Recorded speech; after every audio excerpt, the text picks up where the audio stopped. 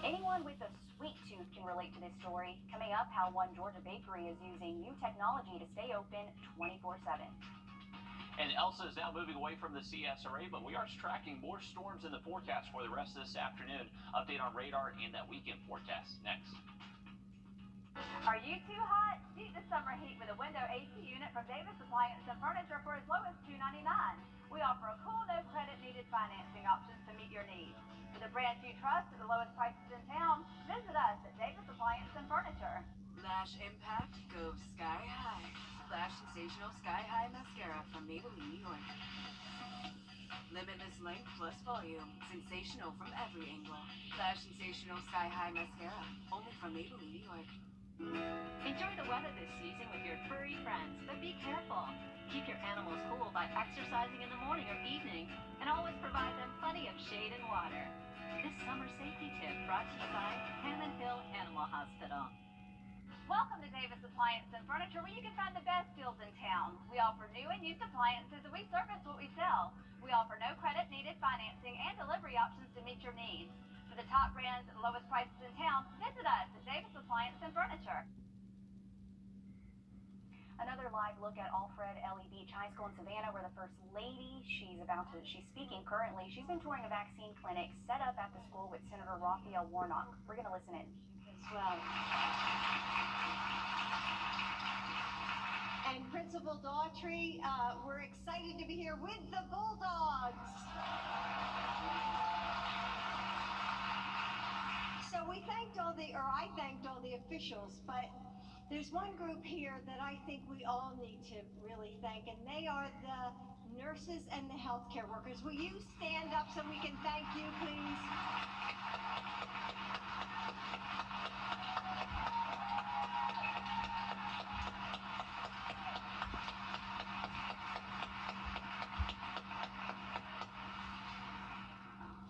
Thank you. You know, I just had the chance to meet with some of this city's healthcare leaders and hear about really what you've overcome in the last year. And they're in the audience today, and I want to thank all the docs who took the time to, and healthcare workers who met with me today. You know, it's really been difficult, but like frontline workers across this country, you met this crisis with courage. And now you're working tirelessly to get Savannah vaccinated. And thank goodness you are, because no one knows this community or how to meet people where they are like you do. And you're the best messengers we have, and the President and I are so grateful for your work. You know, it's so hard to believe how far we've come since this point last year. Think back where you were. Do you remember how quiet the streets were then? Do you remember the empty grocery aisles? Do you remember just how uncertain and lonely many of us felt? Today, we're finally getting back to the things that we've lost, like hugging the people we love, catching up with friends face to face, smiling at strangers. But as far as we've come, we're not done yet. And right now, only 44% of Georgia residents have had at least one shot. And that's just not enough, which is why we came to Savannah today. So to everyone who is listening or watching on those cameras at the back of the room, I'm here to ask you, to plead with you, to please get vaccinated. Because it's safe, like the doc said. The vaccines have been rigorously tested, and millions of Americans have already received their shots because it's effective. Studies show that the vaccines are the First Lady there speaking in Savannah, encouraging everyone to get vaccinated, specifically people here in Georgia. Later on, she's going to head to Orlando for the National Scripps Spelling Bee. A live look now outside.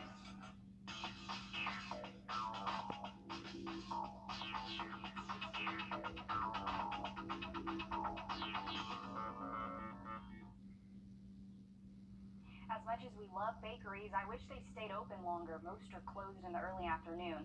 Well, Molly Godley has more on one business in Albany bringing new technology to stay open later. The owner says she knew this vending machine would do well in Albany because most bakeries don't stay open past 6. Now she can serve customers 24/7. Quinetta Hall said she got the inspiration for the Q's Cakes vending machine from her friend. And she said, you know what I seen when I was in Macon? She said, I saw a vending machine with hair and lashes. She said, if they can do hair and lashes, you think you probably can do your treats?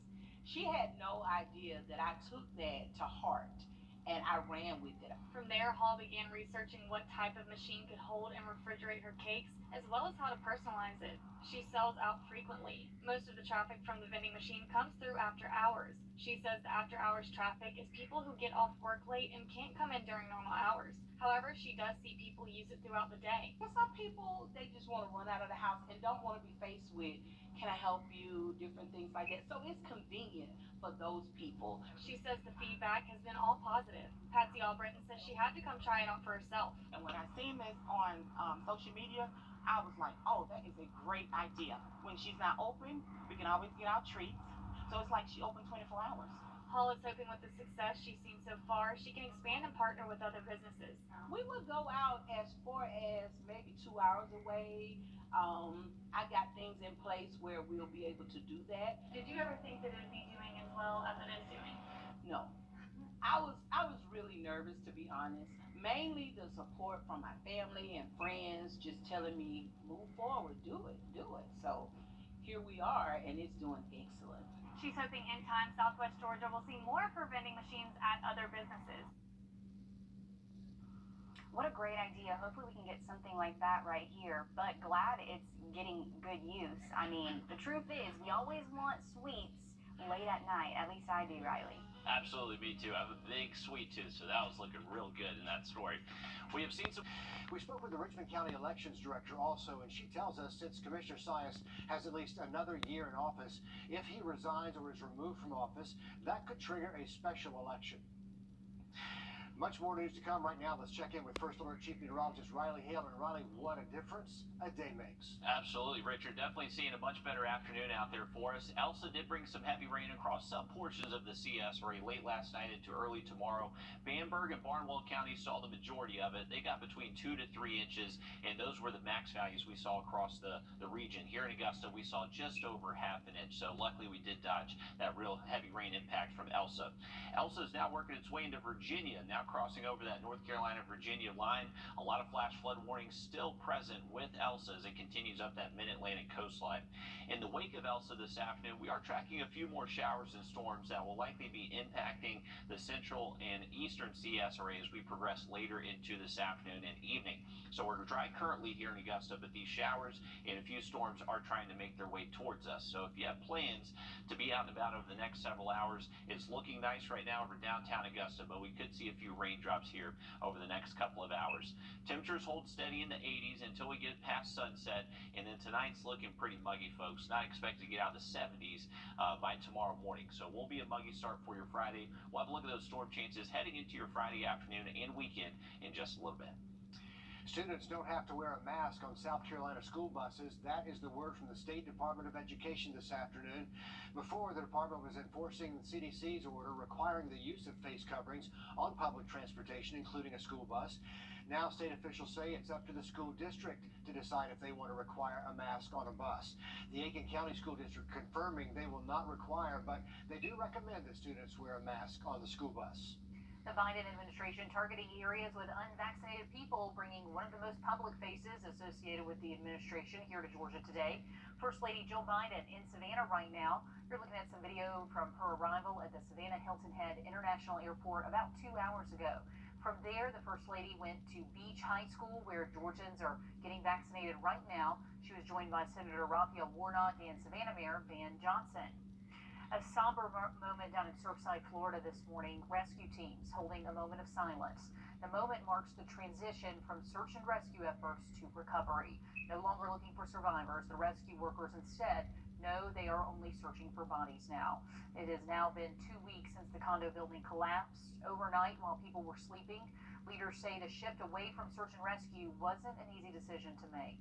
The decision to transition from rescue to recovery is an extremely difficult one, and one that requires an extremely methodical, arduous, and careful process that looks at specific factors. The death toll rising to 60 people today, while 80 people are still unaccounted for in all of that rubble. The city of Grovetown considering raising its minimum wage to $15 an hour. Mayor Gary Jones says he realizes the city has to be competitive to keep quality employees. In a post on Facebook, he says the city has found a way to raise the minimum wage without raising taxes. Mayor Jones says they plan to talk about that at their next city council meeting coming up on Monday. As always, the public is invited to watch in person or online. A federal judge deciding not to block parts of Georgia's recent election law for... In his order yesterday, the U.S. District Judge did not rule out the possibility for future elections. Arson investigators are looking for who is responsible for setting a Columbia County home on fire. Happened around 7 on Tuesday on Sullivan Hartfield Road in Evans. Officials say someone intentionally set the fire in the living room. They saw the occupant of that home, John Dickerson, running away, and he is a person of interest in the case. Arson Control is offering a $10,000 reward for any information that leads to an arrest and conviction. The iconic Krispy Kreme in Atlanta going up in flames for the second time this year. Now fire investigators are trying to figure out how it happened again. The place just can't catch a break, and there wasn't even power in the building, but the fire did start in the kitchen, then spread to the attic. As Sierra Cummings reports, the investigation unfolds as police still search for the arson suspect in February's case. They thought they were done the last time they rolled up these hoses. But nearly 5 months after the February flames, once more, neighbors watch crews put out the fire at Midtown's Krispy Kreme. Who would have guessed that it's caught on fire again? An already charred property left smoldering Wednesday afternoon, and fire investigators arriving at the site believed the bizarre case did not stem from electrical issues. I mean, no one's in there making donuts, so I really just don't know what it could be. All the power had been cut. All the previous damage still left behind too, some of it even causing crews difficulty. Lots of water damage, and there hasn't been any removal of the debris in the restaurant, so we had to deal with that. They really had to get in there and work hard just to keep the fire at bay from what it was when we initially arrived on scene this afternoon. Officials say it began in the kitchen, then spread to the attic. Smoke from the roof began to blanket the building, one that was soon to get rebuilt. The owner, NBA star Shaquille O'Neal, not yet confirming what's to come of the iconic restaurant after this. There shouldn't have been anyone in there, but we're going to investigate to try to figure out what exactly took place. The entire area is still blocked off with fencing, which has been there since the first fire back in February, but it was supposed to keep people out. Apparently did not do a very good job. So now police are checking nearby surveillance video to see if they see anyone going inside that fence. But sort of a mystery there. A place that's burned twice. Yeah, all they want to do is sell donuts to the people. I know. Shaquille O'Neal trying to make that iconic place, an icon again. But we'll try again. Yeah. We need a higher fence. Riley? I bet that hot sign's on there, that Krispy Kreme for sure. Too soon. All right, we are tracking the chance for a few showers and storms this afternoon into the evening, and then heading into the weekend, we'll most likely see some more on your first alert forecast coming up. And the Delta variant sweeping across the country and threatening to become the dominant strain in South Carolina. Why it has health experts so worried when we come back. You know, the one on your side. Okay, Adam, thanks for breaking that down for us. According to a study by DHEC, of the 11 COVID-related deaths during the first 2 weeks of June, all 11 people were not considered fully vaccinated. That does include people who got both doses, but it hadn't been 2 weeks since their second dose, so get it soon. The National Weather Service confirming a tornado did damage a neighborhood in Effingham County yesterday as Tropical Storm Elsa passed over Georgia. Sarah Winkleman reports from a subdivision near Springfield where that EF1 tornado touched down. This area in Effingham County has been out of power since the storm went through last night about 11 o'clock. They've gotten a lot of work done so far today, but take a look at the damage already done.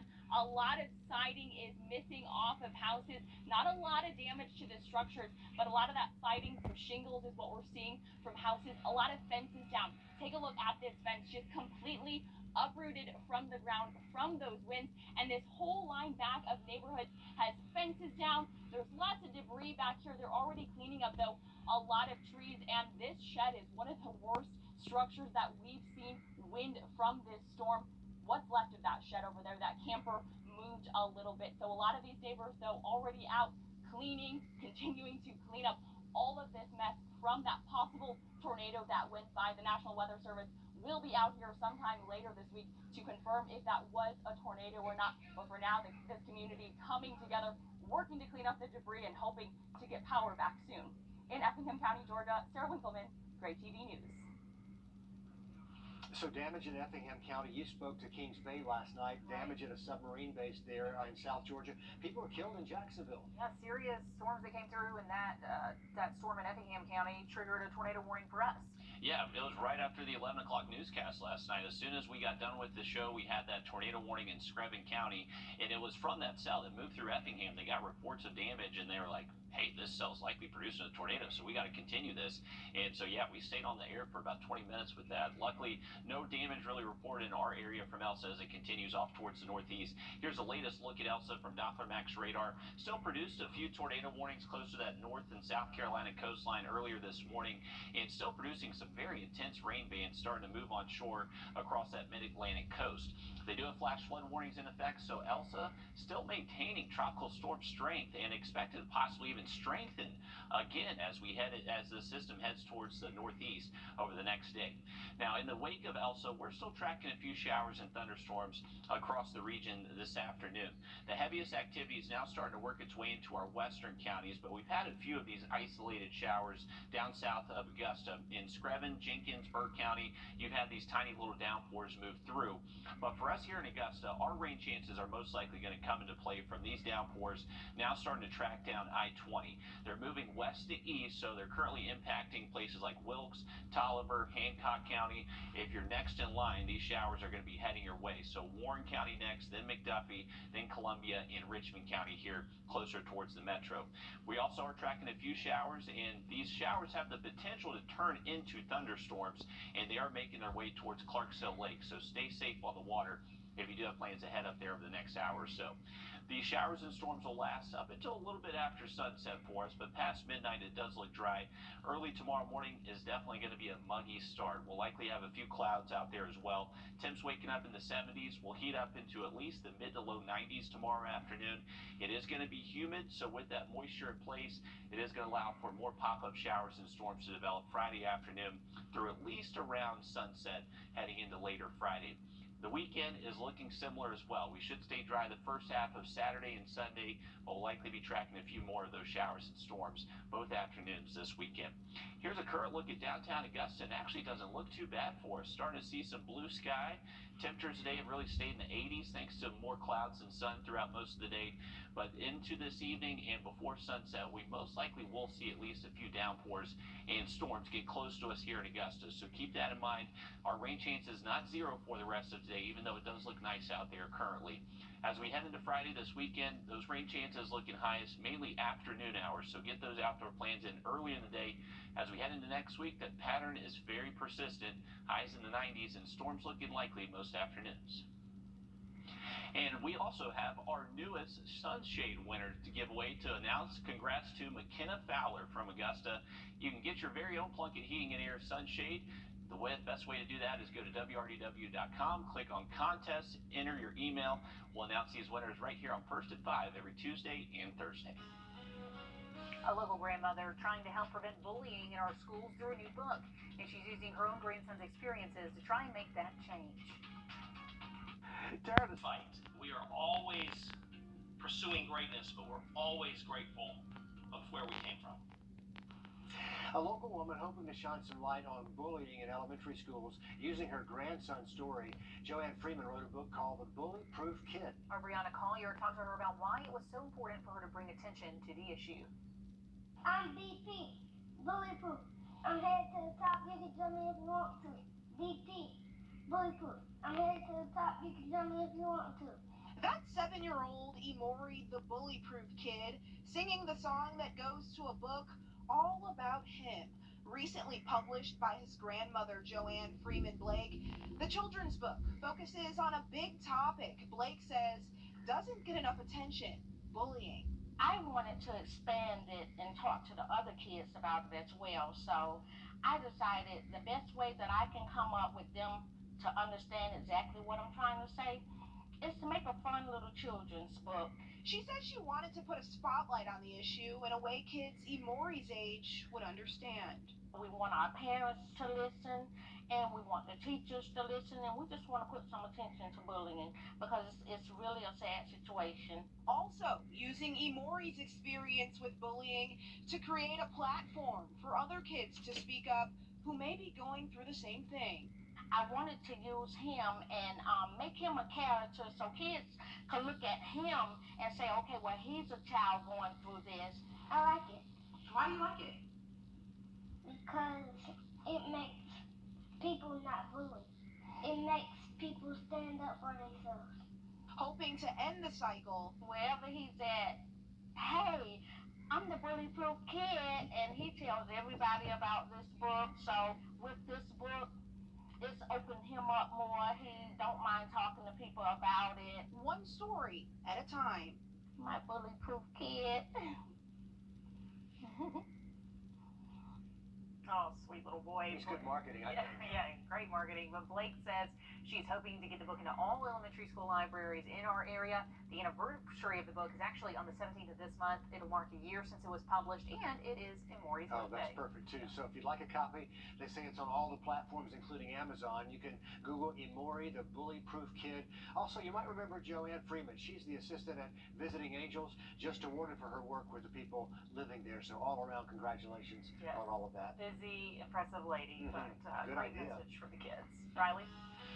All right, guys, we are tracking storm chances heading into the weekend, but mainly afternoon hours. So if you have outdoor plans Saturday or Sunday, try to get them in early. Have another look at that full 7-day just after break. You know, yes.